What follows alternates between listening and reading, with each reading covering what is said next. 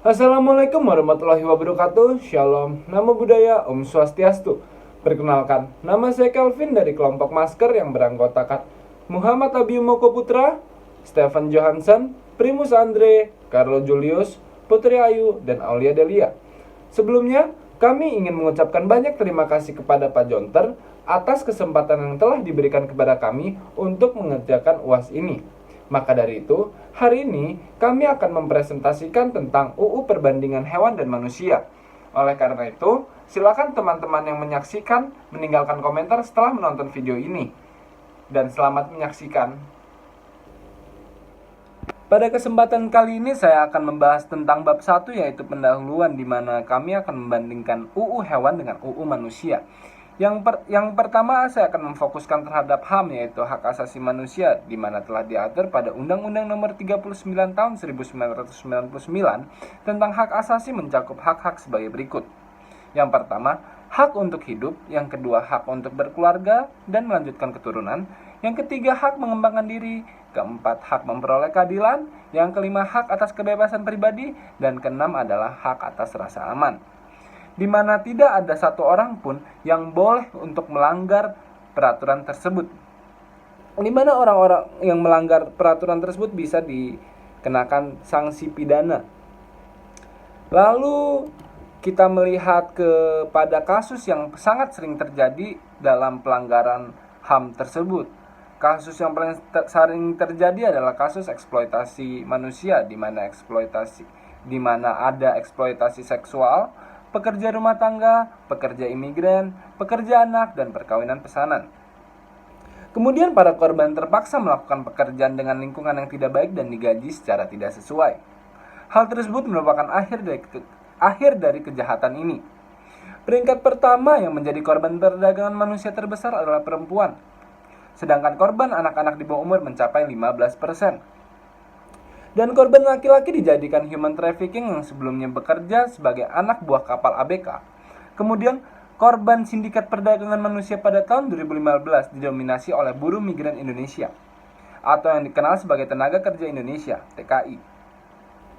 Kementerian Pemberdayaan Perempuan memprediksi bahwa 20% tenaga kerja Indonesia yang melakukan pekerja di luar negeri telah menjadi korban human trafficking. Selain manusia, hewan juga menjadi ancaman kekerasan atau penganiayaan dan juga eksploitasi. Tidak hanya manusia, hewan pun memiliki hak asasi. Namun tidak ada yang menyadari tentang adanya hak asasi hewan. Meskipun hal-hal tersebut terdengar tidak biasa, namun keberadaan hak asasi hewan benar adanya dan perlu diperhatikan. Hak asasi hewan berarti seluruh hewan wajib memperoleh hak untuk hidup dengan layak dan aman sehingga terbebas dari penderitaan. Sama seperti halnya dengan manusia, hewan juga sama seperti manusia yang memiliki hak untuk hidup secara bebas di habitatnya dan berkembang biak untuk melestarikan jenisnya. Indonesia adalah negara dengan kekayaan satwa liar tertinggi di dunia, serta daftar satwa liar terpanjang di Indonesia. Satwa liar di Indonesia terancam punah diakibatkan oleh kerusakan habitat dan eksploitasi yang berlebihan. Rendahnya kesadaran masyarakat tentang cara melestarikan satwa liar dan habitatnya semakin memperburuk kondisi tersebut. Populasi satwa langka atau yang disebut dengan satwa lindung yang hampir punah menyebabkan sulit ditemukannya satwa tersebut di habitat aslinya.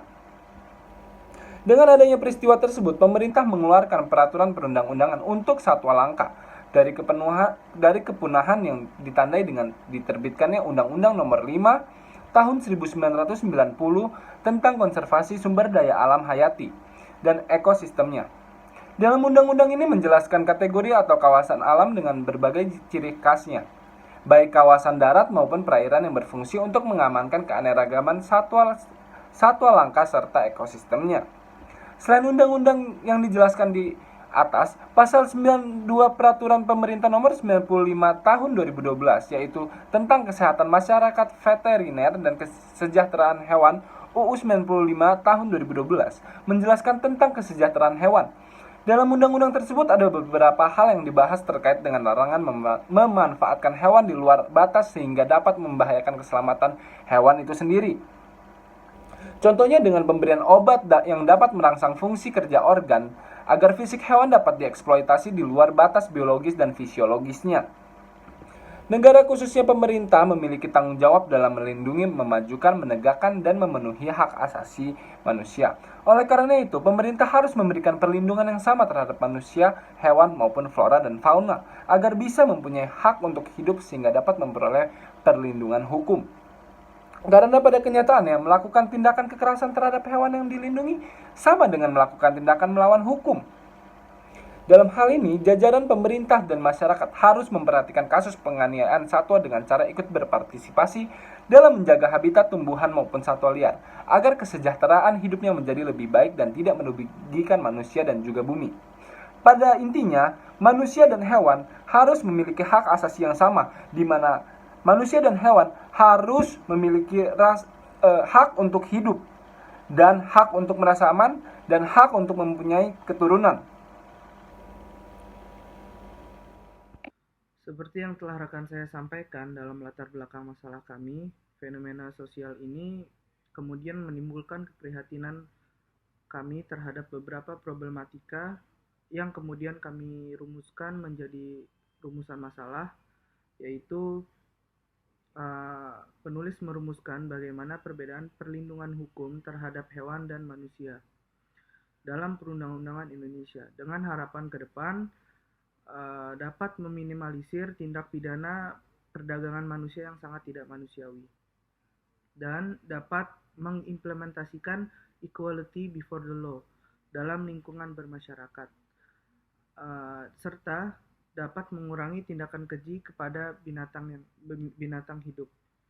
Maka beranjak dari rumusan masalah ini, kami pun memiliki tujuan yang kami ingin capai melalui karya tulis ini, yaitu untuk mengetahui perbandingan perlindungan hukum terhadap hewan dan manusia dalam perundang-undangan Indonesia, agar nantinya manusia yang sejatinya dilindungi atas hak-haknya dapat memanusiakan dengan mengimplementasikan hak-hak tersebut. Setelah memahami rumusan masalah dan tujuan penelitian kelompok kami, tentu pembahasan bab pendahuluan ini tidak luput dari manfaat dari penelitian itu sendiri. Hal ini dikarenakan di saat sebuah masalah yang dirumuskan kemudian diteliti dan telah mencapai tujuannya, maka manfaat pun harus dinyatakan. Di mana kami memiliki beberapa manfaat, yaitu satu, secara teoritis dan praktis. Penulisan ini diharapkan mampu memberikan sumbangan pemikiran untuk pengembangan khasanah keilmuan terkait, dan dapat menekan jumlah kasus tindak pidana perdagangan manusia dan penganiayaan terhadap hewan. Kedua, bagi penulis dan pembaca, penulis ini diharapkan dapat menambah pemahaman wawasan mengenai perbedaan undang-undang perlindungan antara manusia dan hewan, serta masyarakat dapat memahami pola menghormati dalam kehidupan bermasyarakat. Saya ingin mempresentasikan bab 2 mengenai tinjauan pustaka. Pertama, saya ingin membahas mengenai tinjauan umum tentang penegakan hukum. Penegakan hukum dalam bahasa Inggris yaitu law enforcement. Penegakan hukum terdiri dari berbagai macam, seperti pidana, perdata, administrasi, dan lainnya. Pengertian penegakan hukum terdiri dari dua segi, yaitu segi preventif dan represif. Penegakan hukum secara preventif adalah aturan yang mengatur perilaku manusia supaya manusia taat pada hukum, sedangkan penegakan hukum secara represif adalah aturan yang mengenai keterlanjuran perilaku manusia lalu dikembalikan kepada orang tertentu seperti semula. Kedua, saya membahas teori perlindungan hukum. Fitzgerald menyatakan bahwa teori perlindungan hukum yang berasal dari Salmon yaitu hukum bertujuan untuk mengintegrasikan dan mengkoordinasikan demi kepentingan bersama. Perlindungan hukum lahir dari suatu ketentuan dan peraturan hukum atas kesepakatan bersama. Ketiga, saya membahas perlindungan hukum terhadap manusia. Perlindungan hukum ditangani oleh pengadilan umum dan administrasi. Prinsip-prinsip perlindungan hukum adalah adanya pengakuan dan perlindungan terhadap hak asasi manusia dan negara hukum. Pertama, hukum terhadap hak asasi manusia berfungsi melindungi hak dan kewajiban manusia. Kedua, negara hukum. Saya ingin membahas tentang definisi negara. Negara adalah organisasi atau kekuasaan tertinggi. Lalu, negara hukum adalah organisasi atau kekuasaan tertinggi yang dibangun berdasarkan hukum. Hal ini bertujuan untuk mewujudkan cita hukum. Cita hukum yaitu keadilan, ketertiban, kemanfaatan, dan kepastian hukum. Terakhir, saya membahas perlindungan hukum terhadap hewan. Sumber daya alam dan ekosistem sangat penting bagi kehidupan. Maka, kita wajib melestarikannya. Paul Taylor menyampaikan bahwa manusia adalah salah satu anggota dari suatu komunitas. Derajat manusia sama dengan makhluk hidup lainnya.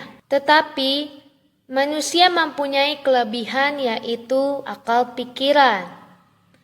Kita berpikir terlebih dahulu dan melakukan segala sesuatu dengan baik dan benar. Halnya sama dengan perlindungan hewan. Kita sebagai manusia wajib melindungi hewan dengan akal pikiran yang sehat dan baik. Dasar hukum perlindungan hewan adalah agama dan aturan yang berlaku. Kedua hal ini mempunyai tujuan yang sama, yaitu manusia diharapkan dapat berbuat baik kepada siapapun, terutama hewan, merupakan ciptaan Tuhan yang tidak jauh berbeda dengan manusia. Undang-Undang Nomor 5 Tahun 1990 mengenai konservasi sumber daya alam dan ekosistem. Pasal 1 ayat 14 Undang-Undang Dasar 1945 menjelaskan pembentukan Taman Nasional. Taman Nasional adalah kawasan alam yang terbentuk dari ekosistem alami dan berisi flora dan fauna.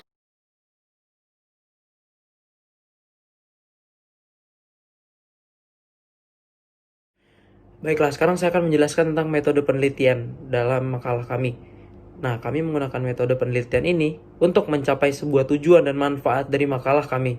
Nah, metode penelitian ini tersendiri kita jadikan pedoman dalam pembuatan makalah kami. Jadi, kasarnya metode penelitian ini menjadi dasar dari pembuatan makalah kami yang utuh.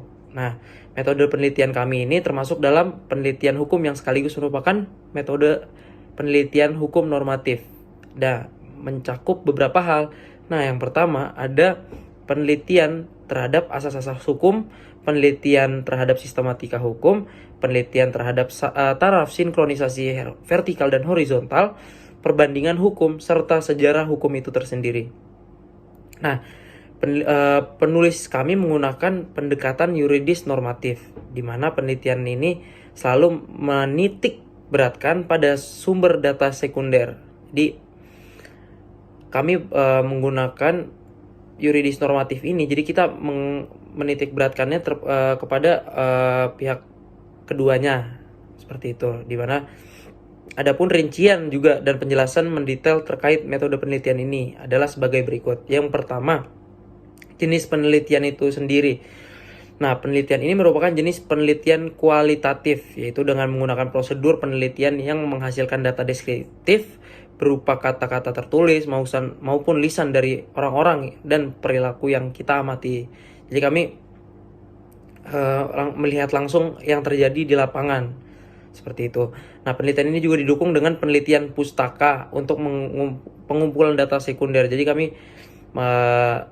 biasanya penelitian pustaka ini disebut dengan library research. Jadi kami juga mengambil beberapa hal dari buku-buku yang kami baca, datanya kami masukkan. Nah, itu juga termasuk salah satu penelitian kualitatif kami. Nah, kami juga menggunakan jurisprudensi seperti putusan-putusan hakim yang terdahulu, penelitian-penelitian terdahulu, kamus-kamus, dan masih banyak buku lainnya. Nah, selanjutnya sifat penelitian kami. Nah, tipe penelitian ini adalah penelitian deskriptif analitik yang bertujuan untuk mengumpulkan data atau informasi untuk disusun, dijelaskan, dan dianalisis kembali. Nah, dalam penelitian ini dimaksudkan untuk memberikan gambaran-gambaran yang jelas mengenai perbandingan perlindungan hukum terhadap hewan dan manusia dalam perundang-undangan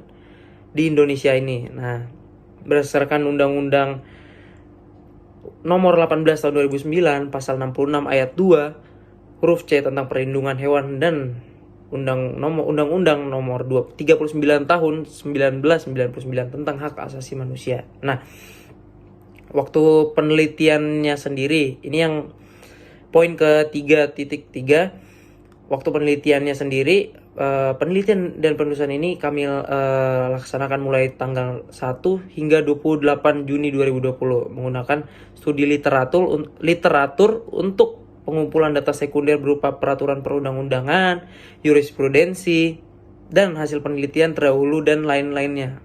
Nah, yang selanjutnya di poin ke 3.4 ada metode pengumpulan data. Nah, penelitian ini menggunakan metode studi literatur kan.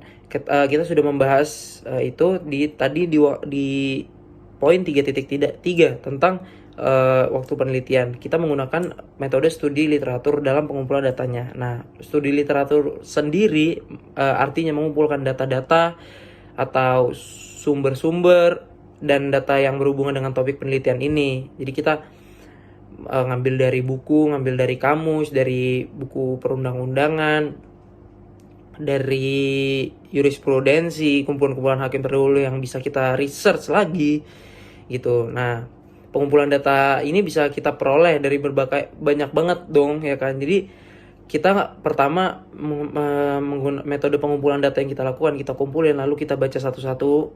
Itu yang tadi saya sebut juga dengan library research ya kan. Nah, itu setelah kita kumpulkan baru kita bagi-bagi datanya, kita baca, kita ulas satu-satu, baru kita masukkan kepada makalah kita. Nah, selanjutnya akan dilanjutkan oleh rekan saya.